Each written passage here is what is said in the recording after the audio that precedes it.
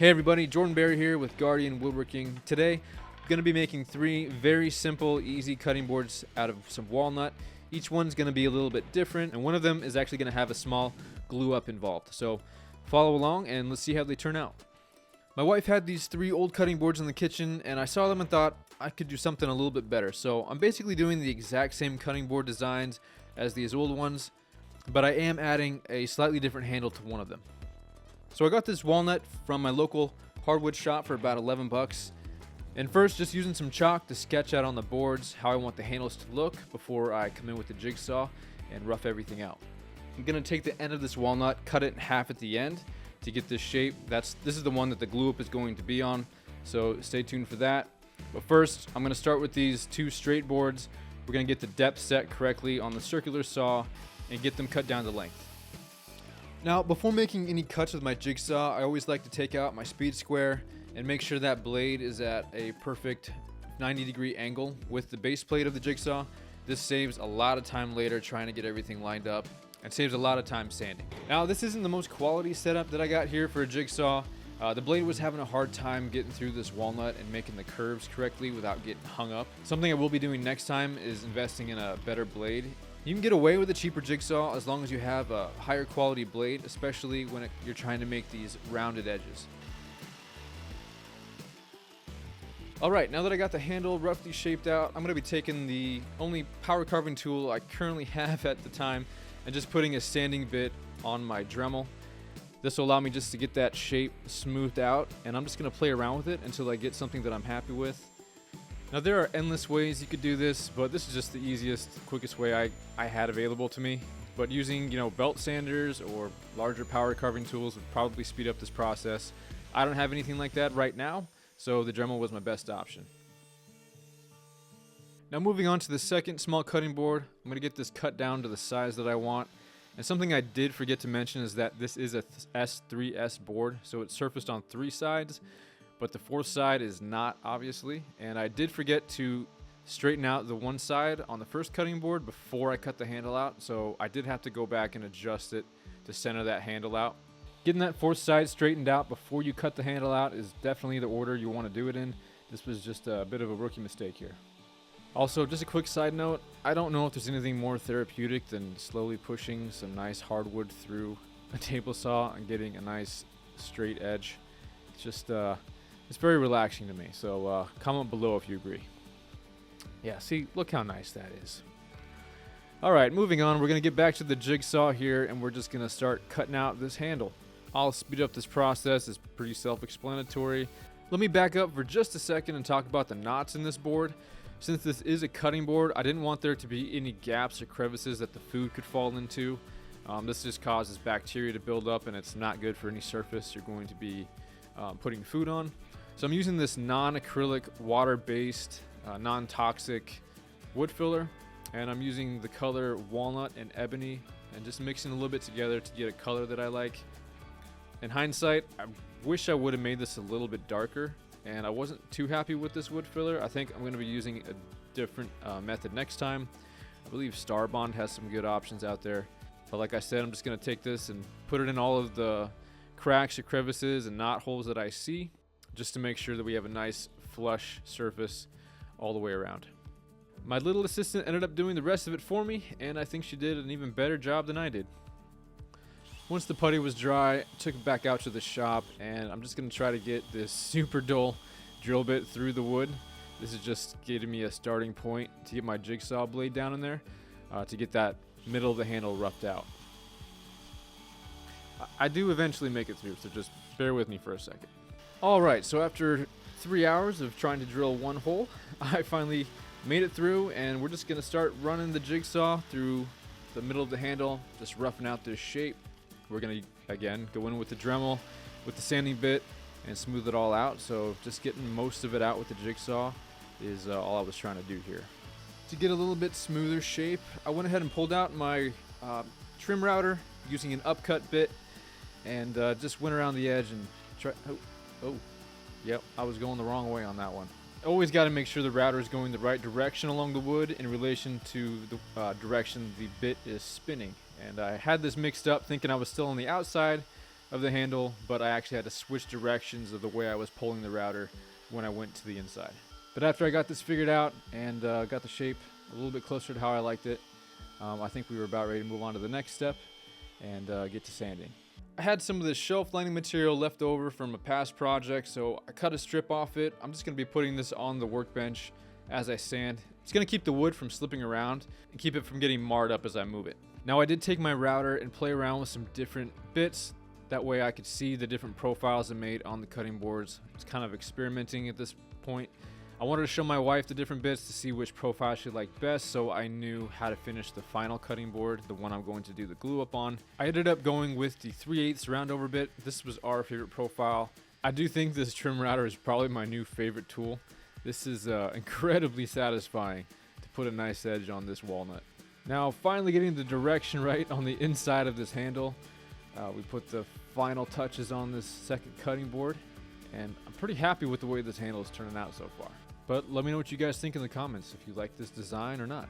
Now moving on to sanding, I'm using some 3M Cubitron 80 grit sandpaper to get started. There were a lot of milling marks on this wood when I bought it, so I ended up going over this for probably 15 to 20 minutes, just really evening everything out. I was really hoping for a nice smooth finish at the end. As you can see at the top there on the handle, I went too deep with my router bit, which is fine. I actually wanted to take the sander and just really round over the edges just to see how the profile would look in comparison to the other cutting board. So just gonna take the 80 grit, really work this thing to get the shape that I want. Moving on to the second one, same thing, just taking that 80 grit sandpaper and working my way down the whole thing, getting rid of all of the milling marks on the board. Just putting a little bit of pressure on here with my hand, letting the sandpaper do all the work. Now in hindsight, it would have been a lot easier to glue or double side tape some sandpaper to a wooden dowel. That would have made it easier just getting the inside of the handle here, but I just went ahead and did it with my hands, which worked out fine. It took a little longer than it should have. But after I got everything sanded, I went ahead and took a rag to wipe down all the sawdust on the outside, switched out the sandpaper on my sander for 120 grit, did the exact same thing, working all the sides of the cutting boards. At the 120 grit level, I didn't want to take off the roundover edges that I made with the router, so I went ahead and just did that by hand. Once I was done with 120 grit, did the same thing, wiped both cutting boards down with a clean rag to get rid of all that sawdust, and moved on to some 220 grit sandpaper. Once everything was sanded with that 220 grit, I wiped it all down with a clean rag to remove the sawdust again, and lightly misted, or in this case, heavily misted, both cutting boards just to water pop it. We're gonna let this dry, and once it dries, we're just gonna go over real quick with that 220 one more time, and this is just going to give us a nice, very smooth finish at the end. The water will raise the grain of the wood, and we'll sand all those fibers off with that 220 when it's dry. While we're waiting for it to dry, went over to the table saw again to straighten that fourth edge out on the other board that we're going to be doing the glue up on for our third cutting board. I'm going to do a quick check to make sure my crosscut sled is squared up to my table saw blade. I don't really like using this miter sled or crosscut sled that came with the saw, but it's all I got to work with right now.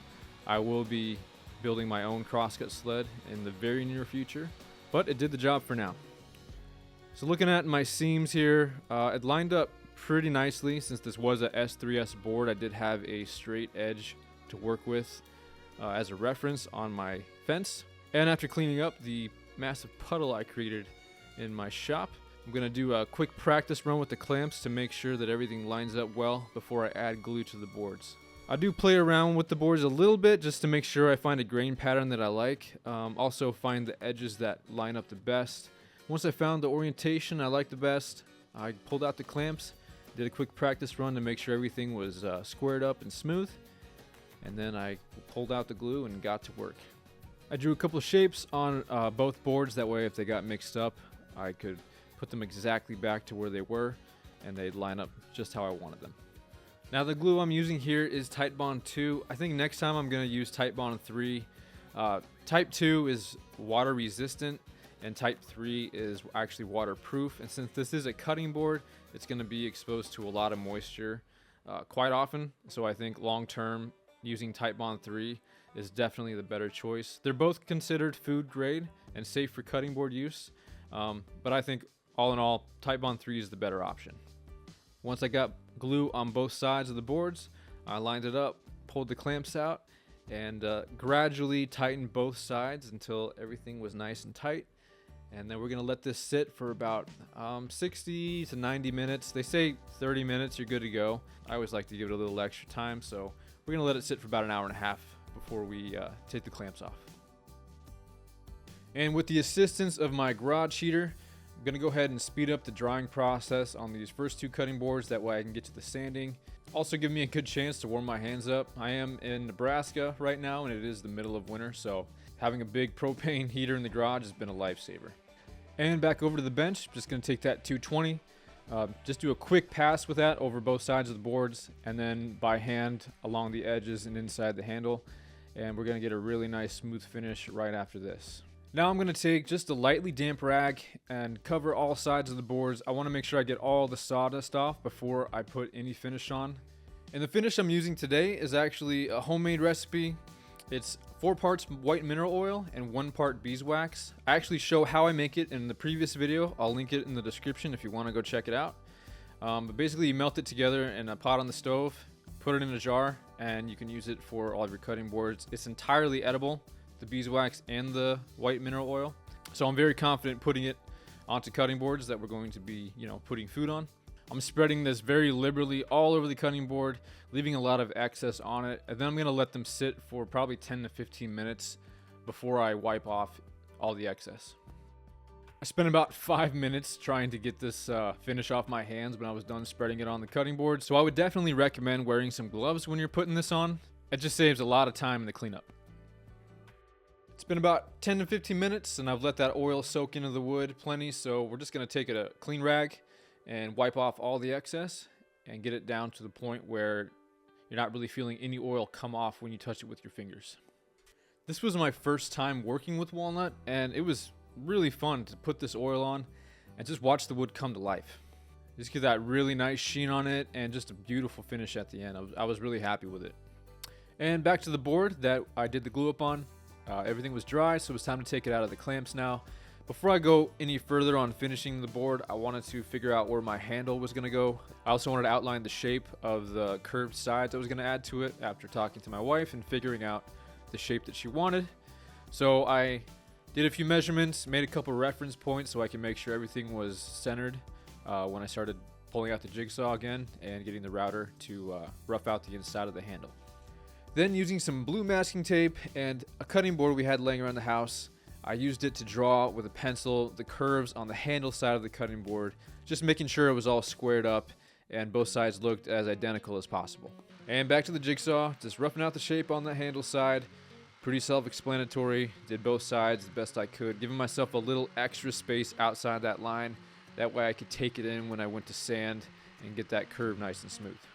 Then, using the bottom of my CA glue bottle, I traced out the shape I wanted to cut out for the handle, making sure it was all centered, ready to go. Then I took my drill, drilled out a starting point for the jigsaw, and just repeated the process I did on the other ones.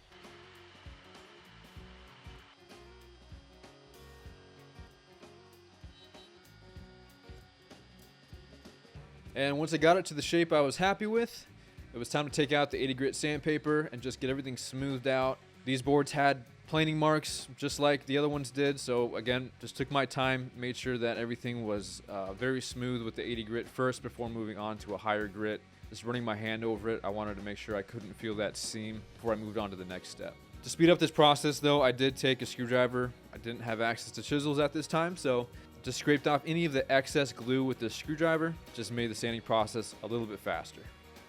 One thing I did do with this step was take it back over to the crosscut sled on the table saw and flatten off that side edge. Then, pretty self-explanatory here, just did the exact same thing I did with the other ones and worked my way up each grit, wiping them down in between sandings. And once I got everything rough sanded, I took out my trim router again with the 3/8 round over bit, did the entire edge on both sides, inside of the handle, gave it one more sanding at 220, then I did another water pop. Only this time I took it inside and I used my wife's hair dryer to dry it up quicker. And then taking it back outside, one more quick sanding with a 220, hand sanding those edges and inside of the handle. Then wiping it down really good with a slightly damp rag to get rid of all that sawdust. I was ready to, this time, use gloves and apply the finish to the board. I did the same thing here I did on the last two boards, letting the oil soak in for about 10, 15, 20 minutes before wiping the excess off. And there you have it, final result. I was pretty happy with the way these came out for it being just a really simple, easy, cheap project. But let me know what you guys think in the comments. If you guys like this video, please consider subscribing, hit that like button, and I'll see you in the next one.